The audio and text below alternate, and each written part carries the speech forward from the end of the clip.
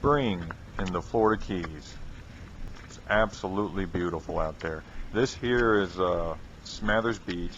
You know, it's running about 15 miles per hour wind. You see those kite surfers out there. Okay, and look at how clear that water is.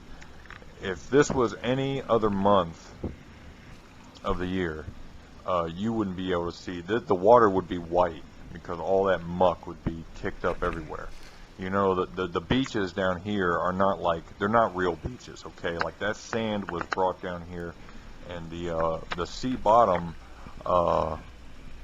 just out in the surf and in the water, is actually like mire. I mean, you sink in that shit. It'll swallow up your whole leg.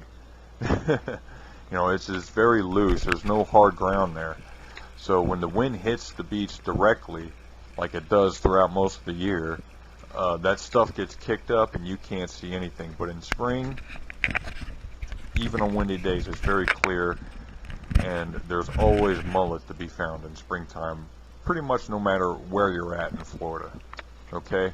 So if you've ever had an idea, or ever been tempted to try your luck with a cast net, catch some mullet, some, you know, a larger live bait, and go fishing with them, now would be the time to do it, just because of the plentiful amount of mullet out there. I mean, in 45 minutes, you're going to have more live mullet than you know what to do with, okay? And I found it easier to actually wade cast net for mullet versus from a seawall or up here or something, because, you know, they see that net coming. I mean, you can catch them that way, but you're not going to get consistently as many netfuls as you see here. Okay, because they have a better chance of. Matter of fact, I got a little story to tell. One time on a peak tide, a boater started coming up to this beach trying to catch this damn mullet, and there was a guy, you know, driving the boat around, and there's a guy at the bow of the boat with the cast net giving him directions: turn right, turn left, turn right. And that guy must have thrown that net around 20 times and came up empty every single time. And I just felt like saying to this dude, they see you. I mean, this boat was huge, man. I mean, it was a huge boat. It's like 10 feet above the water. It's like, you don't think they don't see you, man? Seriously. If he would have just got in the water and thrown that net around, he would have came up with a net full. I mean, and that pot of mullet was so huge. I mean, it was huge. I'm like 50 mullet. And empty. Net came up perfect circles. Empty every freaking time. And, you know, when he finally got out of there and stopped scaring the mullet all over the damn beach, I just walked right up in there, right up that pod, located it, threw one time, and had more mullet than I knew what to do with, like 20 mullets. It was ridiculous how many mullet there was. Had that guy just got off his boat and waited, he would have caught that mullet. So, in my opinion, wade casting for mullet is probably the best way to do it. And this little area here was off of Geiger Key, a boat ramp just off Geiger Key, right next to Geiger Key Marina. You can Google search that. And I've actually learned of this location in this channel out here, right next to Pelican Key, from another YouTuber whose name is Steve, and he runs a kayak fishing channel here on YouTube. It's called Key West Kayak Fishing. Okay, and this dude's a pro. I mean, I'm out here trolling live bait around. Steve's out there on his kayak trying to catch tarpon on the fly. I mean, that's impressive, man. That's really impressive. I'm like nowhere near that level. Okay, and lots of barracuda out here because it's so close to the mangroves there. Watch this, look at that. Lots of barracuda out here. And so they ate up like half of my bait supply. So I think next time I come out here, while I'm waiting for the sun to go down, I'm going to bring some steel leader with me.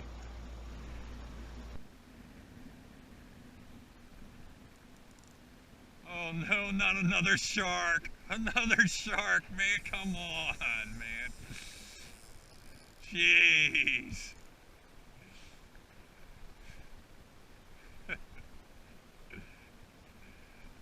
Killing me. See if he's even hooked on. Oh, that's the end of it. There goes a line.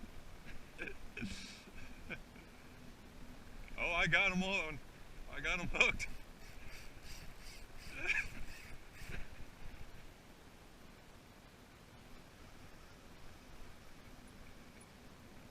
He's still hooked. Son of a bitch is going. He's going, man. I don't know if he knows he's hooked. Maybe I got a really good hook set.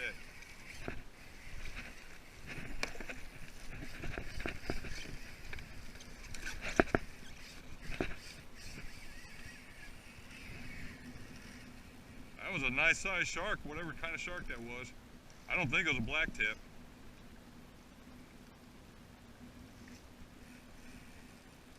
Man, I must got a really good hook set on this thing.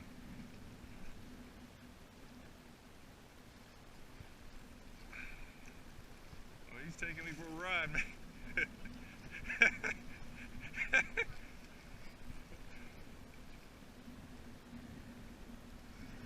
Don't have a lot of run in them. Usually the bigger ones don't have a lot of run. This guy might be a big one, man. Oh, that's it. He's gone. And that was Steve just off to the left of me there, fly fishing for tarpon off his kayak.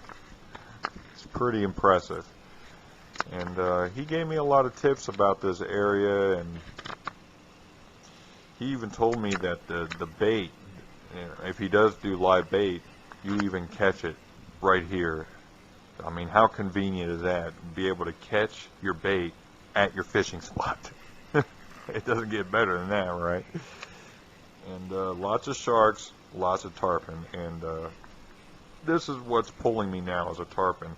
And he pulled me a good 45 minutes eastward, just a straight line east. And it's a pretty good distance. It's a little bit nerve-wracking because I'm unfamiliar with this area. I haven't kayaked this area during the day, let alone at nighttime. And I was kind of had it in the back of my head, you know, am I be able to find my way back home after all this? And eventually I did. You know, I was able to find my way back home, no problem actually. But you know, I didn't know, so I was just kind of had my mind on that, kind of worried.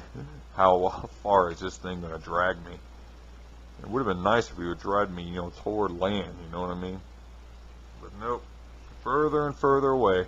And you can see he's pulling my boat pretty darn hard.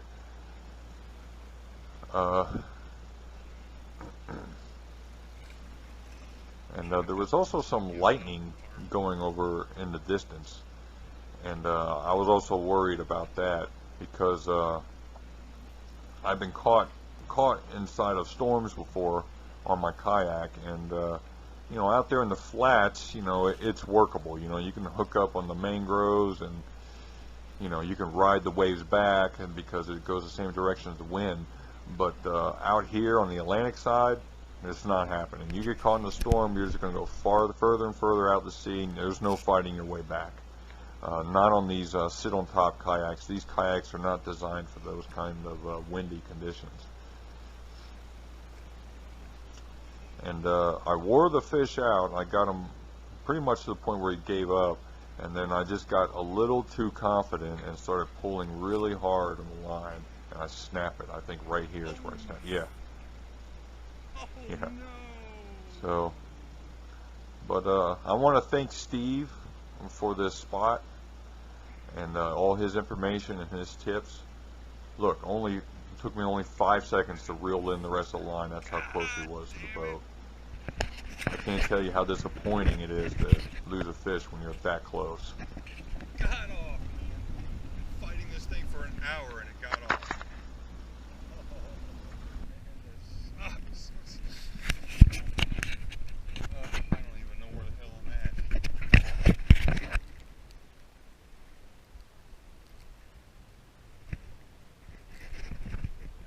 my way back home.